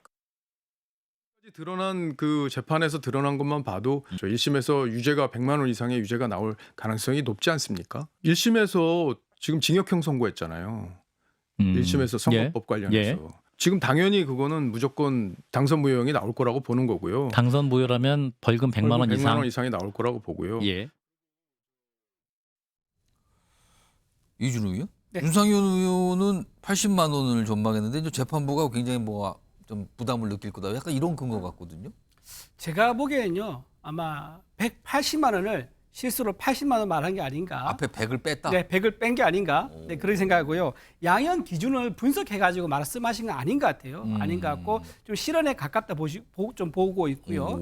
그다음에 지금 민주당에서는 지금 이제 예산 심사를 하고 있는데요. 예. 경찰과 검찰에 있는 특활비 있지 않습니까? 이거를 500억 이상을 전액 삭감했습니다. 그리고 법원 관련된 건 200억 이상 증액을 해줬거든요. 예. 그러니까 법원에 대해서는 좀 예쁨 받을 수 있도록 우리 이재명 대표를 잘 봐달라. 그런 의미에서 예산을 증액한 게 아마 민주당에서 좀 기대를 하고 있는 게 아닌가 그런 생각되고요. 80만 원은 제가 보기에 180만 원의 실언이다 이렇게 생각합니다.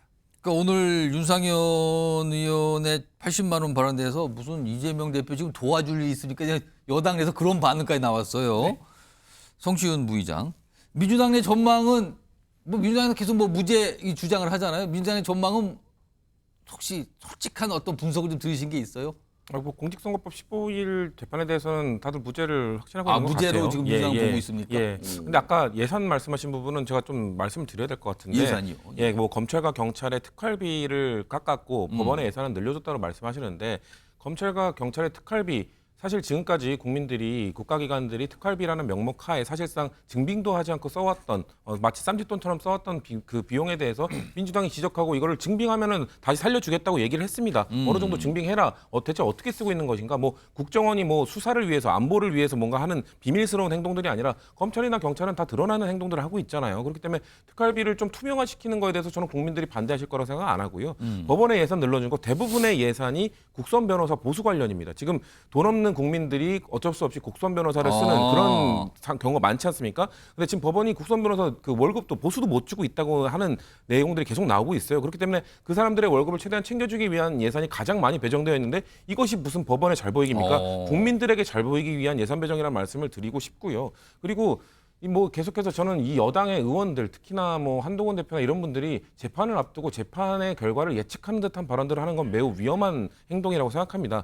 민주당이 뭐 거리로 나가는 것이 뭐 재판부에 대한 압박이라는 주장을 하시는데 야당이 무슨 권한이 있습니까? 야당이 입법 권한 말고 사법부에 대해서 야당이 무슨 권한을 행사할 수 있습니까? 뭐 탄핵 소추로서 압박을 하고 있지 않느냐라고 하지만 탄핵 소추까지만 하는 것이지 탄핵 심판까지 가는 경우도 지금까지 없고요. 왜냐하면 집권 여당은 다릅니다. 사법부에 대해서 대통령 같은 경우는 인사권을 행사할 수 있습니다. 그렇기 때문에 인사권을 행사할 수 있기 때문에 집권 여당의 대표들 특히나 주진우 의원과 같이 검사 출신으로서 대통령의 최측근이라고 하는 분들이 마치 나는 이렇게 나올 거라고 예상한다라고 발언하는 것은 사실상 사법부에 대한 협박이자 압박으로 다가갈 수 있기 때문에 저는 집권 여당 분들은 오히려 조심을 하시고 그냥 겸허히 결과를 기다리셔야지 어떻게 이렇게 다들 뭐 80만 원이다 100만 원이다 뭐 징역이 당연한 거다 뭐 이런 식으로 발언하는 거 저는 이렇게 어떻게 그 상권 물림 나라에서 사법부에 대한 압박으로 작용할 수 있는 발언들을 서스름 없이 하시는지 저는 이건 안타깝게 보고 있습니다.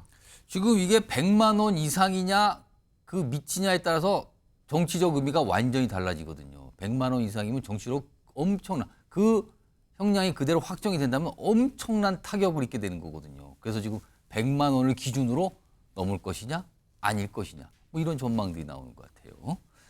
이런 상황에서 이재명 대표 오늘은 뭐 다른 건의 재판에 출석을 했는데요. 일단 그 모습부터 좀 확인해 보겠습니다.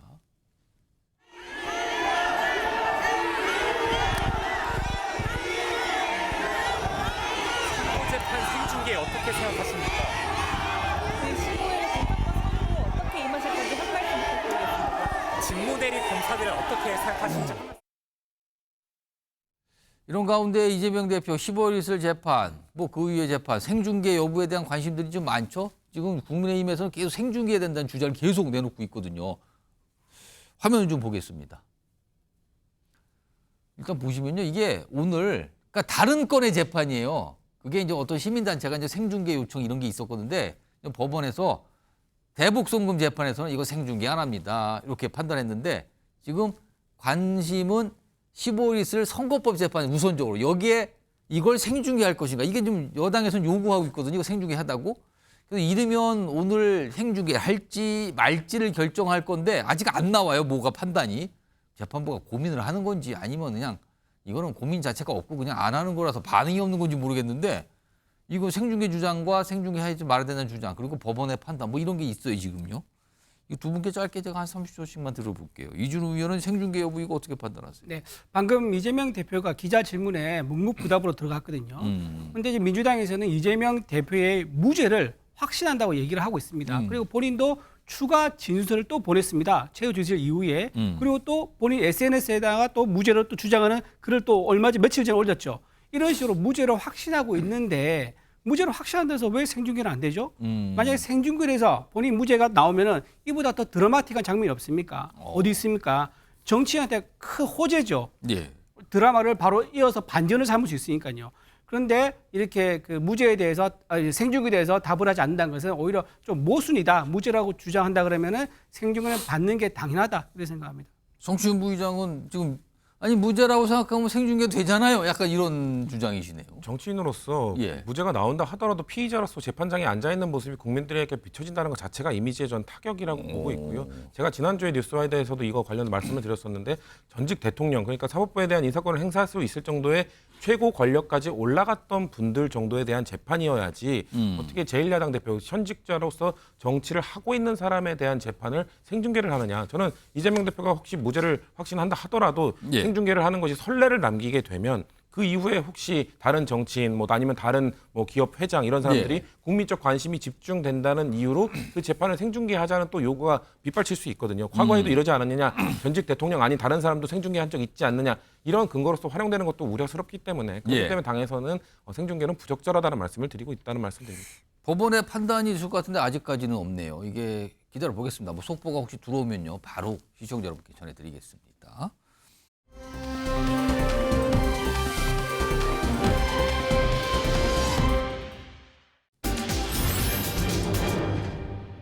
악의 축이요? 악의 축. 누군가가 누구를 향해서 이렇게 얘기한 건데 지금 보면 뒤에 명태균 씨하고 명태균 씨의 변호인인데 이쪽에서 누군가를 향해서 저렇게 변호를 썼던 것 같네요. 지금요. 명태균 씨의 변호인이 이준석 개혁신당 의원과 관련해서 무언가 얘기를 합니다. 그리고 김종인 전 비대위원장 관련해서 얘기를 합니다. 일단 들어보겠습니다. 뜬금없이 새벽 00시에 이준석이 윤석열이가 김영선을 경선하라고 한다라는 메시지를 보내서 이런 전화 이런 것들이 다 촉발된 일이에요. 이준석이 갑자기 경선하라고 하니까 얼마나 불안해요. 선거 캠프에서는. 아무리 촉박하게 마지막에 결선 투표 경선을 해도 하루 정도는 앞두고 해요. 5월 9일 날 새벽에 다음날 발표 예정인 걸 경선한다고 말을 전한 거예요. 이준석이 악의 축입니다. 악의 축. 김종인 위원장이 거의 매일 자문을 구하던 관계더라고요. 명태균 씨한테 자문을 구했다고요? 네네네. 전화하고 메시지. 그러니까 최근에 민주당에서 녹취를 하나 공개했잖아요. 거기에 명태균 씨와 윤석열 대통령의 어떤 전화통화 관련 내용 이거였는데 그 시작이 이준석 때문이다. 여기서 이게 이준석 의원이 뭘 해서 지금 그렇게까지 간 거다. 이렇게 얘기를 하고 있는 거거든요, 지금요. 그래서 악의 축이라는 표현까지 썼는데 이거에 대해서 이준석 의원과 가까운 분의 어떤 반박이 있었어요. 화면 좀 보겠습니다. 김영선 경선하라던데 이런 연락이 통화 유도라는 신박한 논리는 뭔 소리입니까, 지금? 그러니까 이준석 대표가 명태균 씨에게 뭐라고 얘기를 경선 이런 얘기 했는데 그걸 명태균 씨가 이제 그걸 듣고 다시 윤석열 대통령 쪽에서 전화를 해서 뭐가 얘기가 나왔는데 그게 최근에 공개된 녹취록의 그 내용이다. 이렇게 되는 거거든요. 지금 상황이. 이준우 의원. 갑자기 이제 명태균 씨 쪽, 명태균 변호인은 이준석 의원에게 화살을 돌렸네요, 지금요. 네, 일단 이준석 의원하고요, 그 변호인 김소연 변호인이죠. 그 두 사람의 관계를 좀 알아야지 저 맥락이 이해가 됩니다. 관계는 그럼 약간 좀 안 좋은 관계가 있습니까? 네, 안 좋은 관계입니다. 구원이라고 할 수 있는데요. 김소연 변호사가 옛날에 그 국민의힘을 탈당한 적이 있습니다. 그때 이준석 당 대표 시절이었는데요. 그때 탈당하면서 이준석 당 대표의 성산남 의혹에 대한 비판을 하면서 탈당했습니다. 네, 그런 이제 악인이 있기 때문에 아마도 지금 김소연 변호사 입장에서는 명태균 씨 변호인을 하면서 이준석에 대한 이제 그런 개인적인 감정도 좀 담아서 저런 메시지를 낸 게 아닌가 그렇게 생각이 그러니까 좀 듭니다. 이준석 의원이 당시에 명태균 씨에 무슨 메시지를 보냈는데 뭐 김영선 뭐 경선 이런 얘기를 꺼내놓고 하니까 명태균 씨가 그걸 보고 전화를 했다. 그래서 이게 이렇게 된 거 아니냐. 지금 이런 논리인 건가요? 그렇죠. 지금? 네. 송치훈 부장은 어떻게 보셨어요? 저는 김소연 변호사가 실수하신 거라고 보는데요. 이준석 대표에게 뭔가 이걸 몰아가려고 저 발언을 했는데 오히려 저 발언 때문에 저는 공천 개입이 완성됐다라고 보여지거든요. 그러니까 저 발언, 이준석 의원이 명 씨에게 먼저 윤석열 대통령이 경선하라고 했다라고 얘기했잖아요. 근데 우리가 모두 들었던 그 윤석열 대통령의 음성에서 뭐라고 했습니까? 당에서 말이 많대라고 했잖아요. 그러니까 이준석 의원은 아마도 그 당시 대표로서 이거 경선해야 될 것 같은데로 해서 그럼 윤석열 대통령이 그래 경선하자라고 했는데 아마도 그 다음 날 5월 9일에 또 다시 뭔가 그 명태균 씨가 그 지인과 나눈 통화 녹취록에 의하면 김건희 여사가 뭔가 또 얘기를 해가지고 윤석열 대통령에게 윤석열 대통령이 다시 한번 전화한 거죠. 야 그거 그냥 해라 김영선으로 해줘라라고 얘기했다고 한 다음에 명태균 씨와 통화한 걸로. 그렇게 명태균 씨와 우리가 들었던 5월 9일 통화 전후로 한 그 전후 사정이 오히려 전 김소연 변호사가 이준석 대표에게 이렇게 넘기려고 하다가 오히려 고백한 꼴이 됐다. 저는 스토리를 완성해 준 것이지 이것은 뭐 이준석 대표의 잘못은 저 내용에서 전혀 보이지 않거든요. 그리고 저 김소연 변호사 지금 변호사 일을 하고 계시지만 국민의힘 공천 신청하셨던 분 아닙니까? 그렇기 때문에 목적을 갖고 있는 이런 뭐 어떻게 표현해야 될까요? 정치인으로서 반 정치인 반 변호사인 분이 저렇게 정치적인 발언을 하다 보니 전 실수가 나온 거라고 봅니다. 그리고 지금 보면 김종인 전 비대위원장도 뭐 명태균 씨와 굉장히 뭐 가깝고 연락을 자주 하고 약간 이런 취지 설명했잖아요. 얼마 전에 김종인 전 비대위원장이 명태균 씨와 관해서 한 얘기가 있어요. 그거 들어보겠습니다.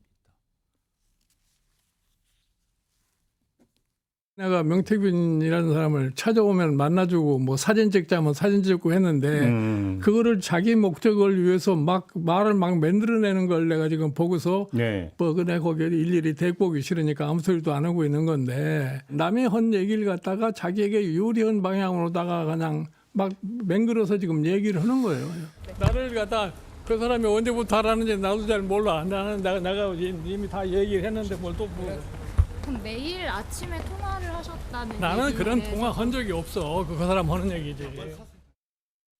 이준호 의원.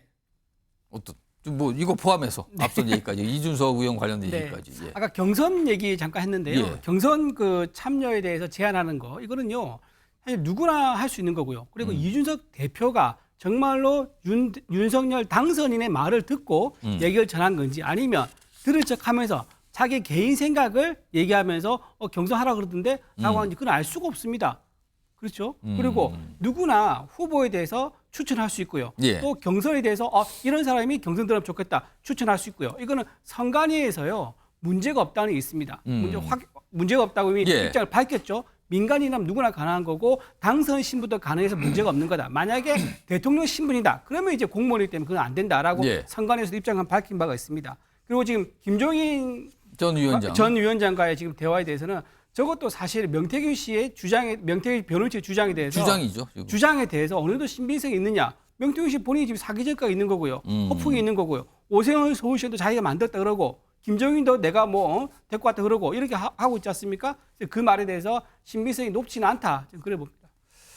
이런 상황에서 지금 검찰이 명태균 씨에 대해서 구속영장을 청구했죠. 지금요. 이제 심사 날짜 잡히면 판단을 법원에서 할 텐데 그 영장에 담긴 내용이 이제 보도를 통해 조금씩 알려졌어요. 화면 좀 보겠습니다. 이거예요. 국회의원 선거 후보자 추천과 관련해 그럼 이게 김영선 전 의원 얘기가 되잖아요. 그리고 김영선으로부터 뭐 돈을 받았다. 돈 거래 이게 여기예요. 그리고 윤석열 대통령 부부와의 친분을 과시했다. 여기서 이제 공천 뭐 개입 의혹 이런 거잖아요 지금요 이게. 그래서 이런 내용으로 구속영장 청구를 했다는 건데 명태균 씨가 검찰 조사를 받은 뒤에 이제 뭔가 이런 관련 질문을 받고 뭔가 이제 설명을 좀 한 게 있어요. 들어보겠습니다. 검찰이 계속 인원이 추가가 되죠. 그 계좌 추적팀도 왔다 그러고 뭐 돈의 흐름을 파악하면 이 사건은 금방 해결이 됩니다. 예. 그러면 왜 계좌 추적팀이 따로 왔겠습니까? 저는 단돈 1원도 정확하게 받아본 게 없습니다. 그러니까 계좌 추적해서 제가 단돈 1원이라도 받은 게 나왔습니까? 노영희 변호사가 아니 그거야 본인이 지금 신용 불량식 때문에. 아 이거 말도 안 되는 소리 좀 그만 좀 하세요. 다 그래서 현금을 다 받아놓고 왜 지금 와서 계좌 추적을 하다고 말씀하십니까? 저 말씀 조심하게 하세요. 그러면 저 그냥 가겠습니다. 저 말도 안 되는 이야기를 막. 아니 명수님 잠깐만. 아니 잠깐만 질문을 제대로 답변. 아니요 본인 때문에 안 하겠습니다. 잠깐만. 취재진의 질문에 굉장히 반발하는 모습도 있는데 송치훈 부의장. 그러니까 검찰은 이제 공천을 이유로 그걸 배경으로도 돈 거래가 있었다 이렇게 보고 이제 영장 청구를 한 건데 그럼 검찰의 향후 검찰 수사는 어디까지 가는 겁니까 이게? 사실 공천을 만들어준 사람은 지금 김건희 여사, 윤석열 대통령이라는 의혹이 있는 것이기 때문에 거기까지 가야 수사가 완결되는 것 아니겠습니까?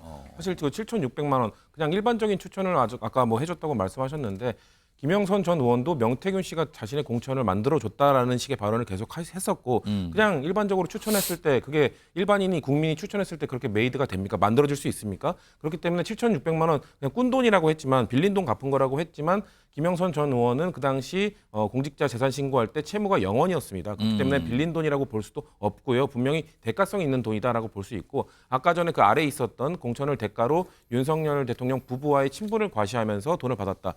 한 후보자는 거의 2억 4천만 원인가를 준 걸로 알고 있는데 어떤 후보자가 그냥 단순히 나 윤석열 대통령과 친해라는 말만 믿고 그냥 2억 4천만 원을 주겠습니까? 공천 대가로. 아마도 그 명태균 씨가 그 김영선 전 의원의 공천을 성공했던 사례 아마도 통화 녹취록을 들려준다든가 그런 식으로 내가 이 정도로 김영선 전 의원을 만들었어라는 신뢰를 줬기 때문에 1억 원이 넘는 2억 원에 가까운 돈을 주면서까지 공천 부탁을 했던 건 아니겠습니까? 그리고 그 이후에 공천이 안 됐죠. 명태균 씨는 김영선 전 의원 말고는 공천 이런 것들을 성공한 적이 단 한 번도 없습니다. 그렇기 때문에 그 돈을 다시 갚아줘야 되니까 김영선 전 의원의 선거비용 보전금의 일부를 또 그 사람의 갚는 비용으로 쓰는 이런 돈의 흐름 때문에 전 그래서 명태균 씨가 아까 말했던 돈의 흐름을 보면 이 스토리가 나온다는 말은 그 말만큼은 진실이라고 봐요. 그렇기 때문에 저는 그런 것들 전반적인 과정에서 봤을 때 자 그러면 이렇게 돈 거래가 분명하게 있었고 그렇기 때문에 구속영장 청구를 했고 그러면 그 다음 단계로 가기 위해서는 명태균 씨가 그 폐기했다는 핸드폰 그게 상당히 중요한 자료인데 저는 명태균 씨가 지금 대선 전후 기간에 폐기했다고 주장하고 있지만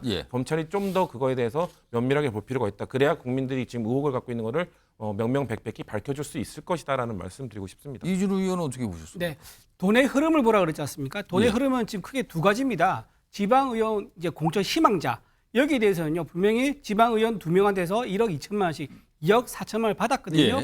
그 다음에 명태균이 있고 그 다음에 김영선 의원이 있습니다. 그러니까 김영선 의원과 지방의원 공천 희망자 사이에 명태균이 중간자로서 이제 돈의 흐름이 있었다. 이거는 명백한 것 같아요. 그리고 이건 공천에 대한 대가로 지방의원 후보자가 명태균이 돈을 줬을 가능성이 높아 보입니다. 검찰도 그렇게 보는 것 같고요.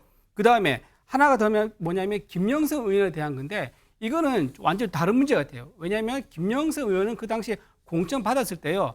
그때 경선 여론조사에서 압도적으로 일단 높았습니다. 당 대표 출신으로서 여론조사 압도 높았고 그다음에 대선 기여도를 중심으로 공천을 준다고 했었거든요. 그 당시에 경쟁 후보였던 김종량 후보보다 훨씬 더 대선에서 활동을 많이 했었습니다.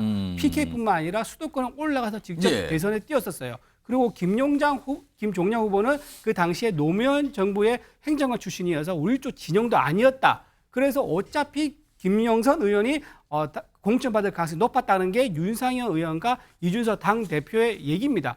그렇다 그러면 어차피 당에서 공천을 받게 된 사람인데 이때 중간에 명태균이 끼어들어서 내가 잘 말해서 공천받은 거 아니냐라고 하면서 돈을 받아냈을 가능성이 높은 사건이기 때문에 여기서 말하는 공천 헌금은요. 지방의원 선거가 왔다 간 그 공천 돈 흐름 그걸 보는 것 같습니다.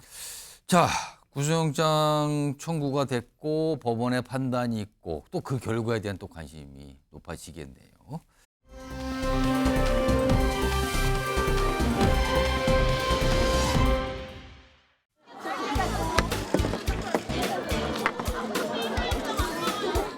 Thank you, Mr. Cho and Minho, for the inspiring words. You're both an inspiration to Korea's children, and I'm glad I could join you here today.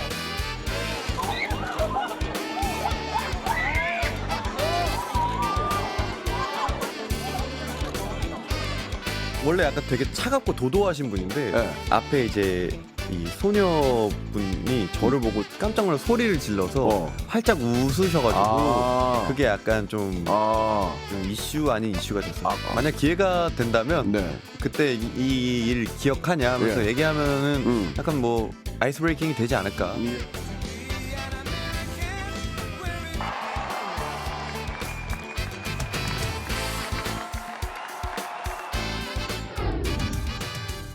자, 멜라니아 여사, 트럼프 당선인의 부인이죠. 근데 선약이 있다면서 백악관 초대를 거절했다 그래요? 아니, 백악관에서 현 영부인이 이제 향후 영부인이 될 분을 초대했는데 저 못 가요? 바쁘거든요. 이렇게 된 거예요, 지금요. 이게 어떤 일일까요? 일단 방금 전에 우리나라를 방문했을 때 우리나라 아이돌 그룹의 멤버를 만나고 굉장히 활짝 웃는 모습, 이거 굉장히 화제됐었거든요. 그 당시 모습 화면으로 좀 정리해 보겠습니다. 그룹 샤이니 멤버 민호 아이돌이잖아요. 근데 그때 만났어요. 근데 표정이 멜라니아 여사의 표정이 내내 그냥 활짝 폈어요. 근데 이거에 대해서 최근에 이 민호 씨가 그때 당시 얘기를, 왜냐하면 다시 당선이 됐으니까 트럼프 당선인이 그때 당시 얘기하면서 원래 좀 차갑고 도도한 분인데 뭐 소녀가 보고 저를 보고 웃으니까 그다음에 본인을 보고 활짝 웃었다. 그리고 기회가 되면 그때 일에 대해서 기억하냐고 묻고 싶고 뭐 이렇게 되면 대화가 좀 잘 되지 않을까 이렇게 된다. 이런 얘기까지 꺼내놨어요. 다시 회자되고 있거든요. 당시에 그 활짝 웃는 모습. 평소에는 잘 안 웃는다 그랬는데 여기는 진짜 입꼬리가 다 보일 정도로 웃어. 지금 이 모습이에요. 지금요. 굉장히 화제됐는데 이런 상황입니다. 죄송합니다. 그런데 다음 보겠습니다. 제목과 관련된 내용이 나옵니다. 이겁니다. 지금 바이든 대통령의 부인 질 바이든 여사. 왜냐하면 오는 13일에 이제 바이든 대통령과 트럼프 당선인이 만나거든요. 그때 이제 영부인들도 만나는 게 관리예요. 근데 초대했어요. 근데 초대 거절하는데 이유가 뭐냐면 미국 언론이 이렇게 보도해요. 최근 회고록을 냈는데 그것 때문에 일정이 잡혀서 바빠서 못 갑니다. 웬만하면 좀 미루고서 갈 만한데 바빠서 못 가요. 백악관을 자체를 싫어하는 건지 거길 들어가는 자체를 싫어하는 건지 모르겠습니다만 이런 얘기까지 있습니다. 자, 그럼요. 지금부터 전문가 연결해서 자세한 내용 좀 나눠보겠는데요. 미국의 싱크테크인 루거 센터의 폴공 선임연구원 연락돼 있습니다. 지금요. 자, 폴공 선임연구원 나와 계시죠? 네, 안녕하세요. 네, 안녕하십니까. 우선 전직 영부인 상견례가 관례적으로 만나는 건데 이거를 멜라니아 여사가 거절했어요. 이걸 어떻게 봐야 됩니까? 좀 이례적이죠. 멜라니아 트럼프 여사가 사실상 트럼프 당선인과 같이 초대받았는데, 뭐 회고록 때문에 바쁘다는 이유로 혼자서만 사양한 걸로 보도되고 있습니다. 그 미국에서도 이건 좀 약간 깜짝 놀랄 만이다. 굳이 이럴 필요가 있는가 이런 반응 나옵니까? 그럼요. 당연히 이게 되게 전례하고 되게 다른 반응이어서 그런지. 근데 사실 보통 여사님들은 티타임 가지면요. 끝나고 나서 백악관 관저 투어가 있습니다. 당연히 이제 관저가 아시다시피 백악관의 2층, 3층에 있으니까 그 이제 나가는 여사님이 들어오는 여사님은 투어를 시키죠, 관저를. 근데 아시다시피 이미 멜라니아 여사는 이미 살아본 곳이고 대통령이 다시 백악관 복귀라는 게 사실상 132년 만인 일어난 거잖아요. 그래서 어느 정도는 이해할 수 있죠. 뭐 잘 아는 관저를 투어할 필요까지 없다. 뭐 회고록 투어는 뭐 충분히 뭐 더 우선순위로 할 수는 있죠. 근데 뭐 많은 사람들이 마음을 다친 건 분명하죠. 이런 가운데요. 폴공 선임연구원 잠시 시청자분께 화면을 하나 설명을 드리고 인터뷰 이어가겠습니다. 화면 보겠습니다. 여기 보시면요. 사실 과거에 트럼프 1기 정부 당시 멜라니아 여사는 5개월이 지난 뒤에나 백악관에 들어갔어요. 그때 뭐 자녀 교육 때문에 못 간다. 그래서 당시에는 백악관 들어가는 거 싫어하나? 근데 지금도 약간 물음표인데 일부 보도에서는요. 지금 상주를 안 하고 백악관에 플로리다와 뉴욕 뭐 이런 등등으로 오갈 가능성이 있다. 그러니까 아예 상주 입주를 안 할 수도 있다. 이런 얘기가 나오는데 폴공 연구원 이번에도 늦게 들어가거나 아예 백악관에 상주를 안 할 가능성이 있다고 보십니까? 네, 있다고 봅니다. 왜냐하면은 그 지난 4년 사이에 멜라니아 여사한테는 하나밖에 없는 아들이 대학을 들어갔어요. 뉴욕에 있는 대학을 갔다면서요? 네, NYU라고 뉴욕 유니버시티를 입학했는데 지금 예. 1학년생인데 그리고 아들을 키우는데 많이 일기 때 많이 도와준 친정 어머님도 그 사이에 또 돌아가셨어요. 그래서 아마 아들이 대학 다니는 뉴욕에서 많은 시간을 보내지 않을까 생각하는 사람들이 꽤 있습니다. 그렇군요. 아니 그리고요. 멜라니 여사의 별명이 은둔의 영부인이라는 뭐 별명이 붙었다는데 평소에 어떤 모습이래 이런 별명이 생긴 겁니까? 우선 이분이 유럽에 있는 슬로베니아 여성이라 예. 동유럽 발음을 쓰시거든요. 그러니까 되게 연설이나 인터뷰를 많이 피하는 성향이에요. 그래서 별명이 생긴 거라고 볼 수 있습니다. 아, 일단 발음이 완전 이른바 네이티브 발음은 아니다 이런 거네요. 네. 본인이 약간 주저한다는 느낌인데 그래서 은둔의 영부인이 됐다 이런 건데 일단 멜라니 여사 관련된 얘기 미국 언론도 참 많이 보도하고 있는데 또 다른 인물은 이른바가 아니군요. 일론 머스크입니다. 테슬라 CEO. 보면은요, 일론 머스크는 트럼프에 대한 지지 의사를 강력히 발표하고 있고 트럼프 당선인은 또 일론 머스크를 자주 얘기해요. 일단 그 목소리부터 좀 들어보겠습니다. Hi everyone.